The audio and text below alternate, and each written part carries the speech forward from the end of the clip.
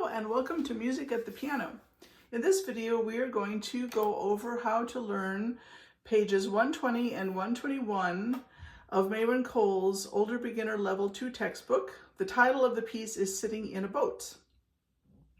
It is in the key of C major, and most of the time it uses just the notes of the C major 5-finger pattern. Do, re, mi, fa, sol. Except on 2 occasions it goes down to the T. Ti, do, re, fa, mi. And over here, so that's finger 2 going to your thumb under, because you're going to play up to finger 4 on F. But here she has you start with your thumb. Ti, do, re, do, ti. And then the end, it gives you a hint of the 5 chord, but it doesn't have all the notes for it. That's kind of interesting. So the counting is sort of interesting.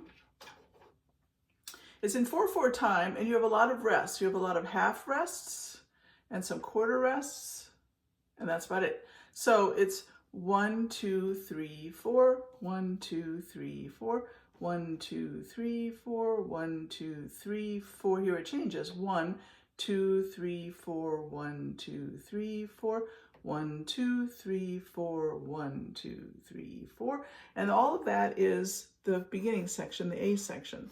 And this one starts off the same. 1, 2, 3, 4, 1, 2, 3, 4, 1, 2, 3, 4, 1, 2, 3, 4. And here is where it's different. The second half is different.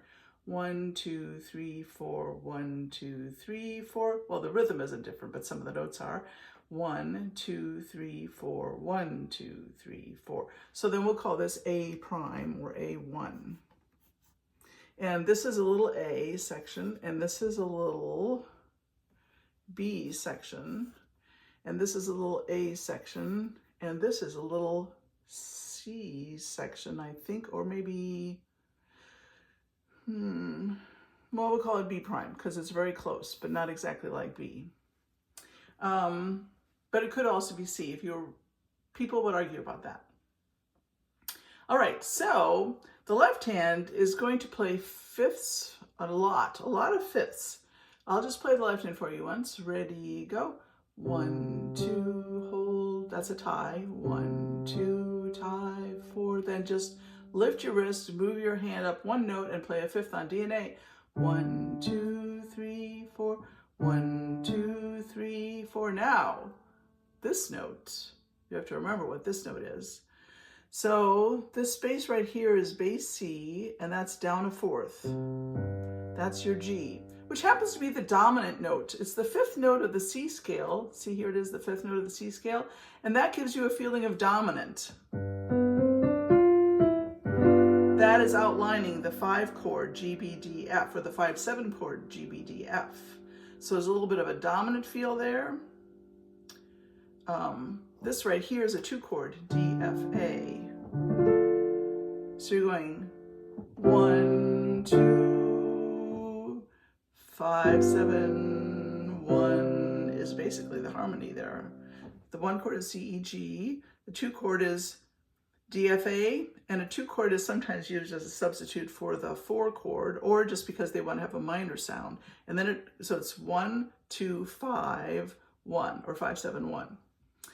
So here you have a C, a G, which is tied, and then you go back to the beginning, C, G, and here you have your C, G, 3, 4, C, G, 3, 4, D, A, 3, 4, and your G, 2, 3, 4, tie, 2, and you resolve to C.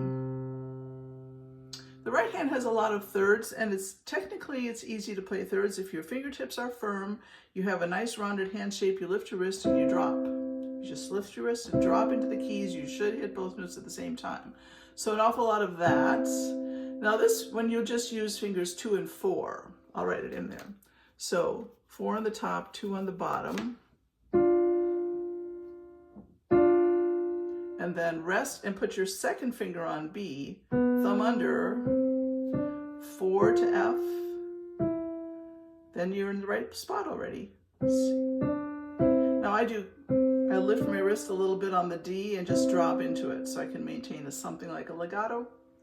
Rest, 2, 3, 4, rest, 2, lift, drop, rest, lift, drop, rest, lift, drop. Move to the B below middle C, 2, 1 here, 4 and 2 on the C and E.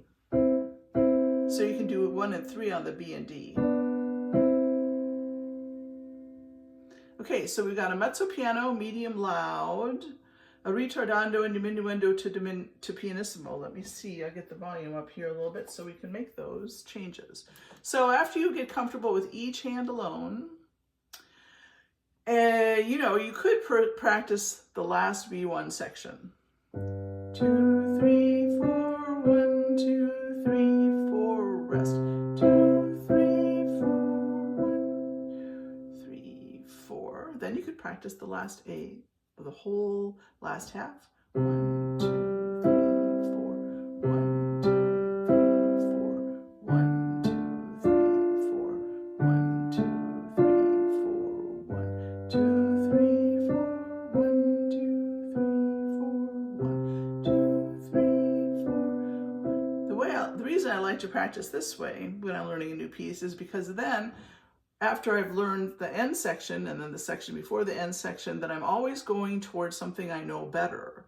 It's harder for students to, if they start at the beginning and they kind of get stuck, it's hard to get past the place where you're stuck.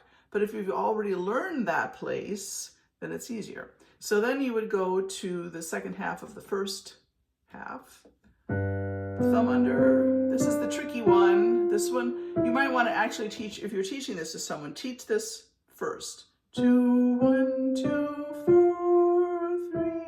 And just, you could do that all over the piano. 2, 1, 2, 4, 3. Have them play it all over the place. So that's for variety, so they don't get bored playing in the same place all the time. And then you'll be fine. 2, 3, 4, 1, 2, 3, 4, 1, 2, 3, 4, 1, 2. And you can, when you're learning it backwards like this, you can work on the wrist drops. I think this is tricky at 11 and 12 to go. You know, if you have trouble with that, I would just write it in, because it's not easy to remember that you're going to go up to finger 5 here, because the right hand doesn't change position. Here's the last half.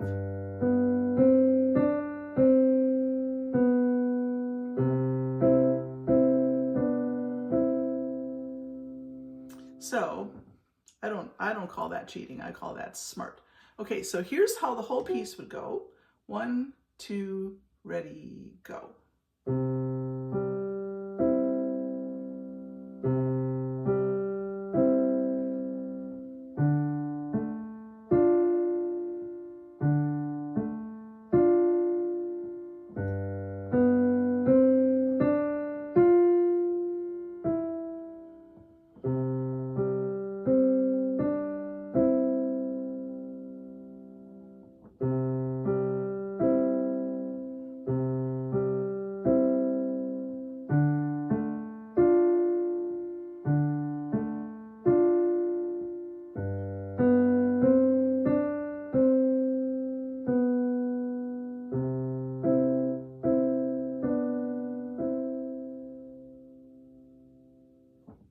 So learn it in small sections, 4-bar sections, and string them together, preferably from the end to the beginning, and have fun pretending that you're in a boat.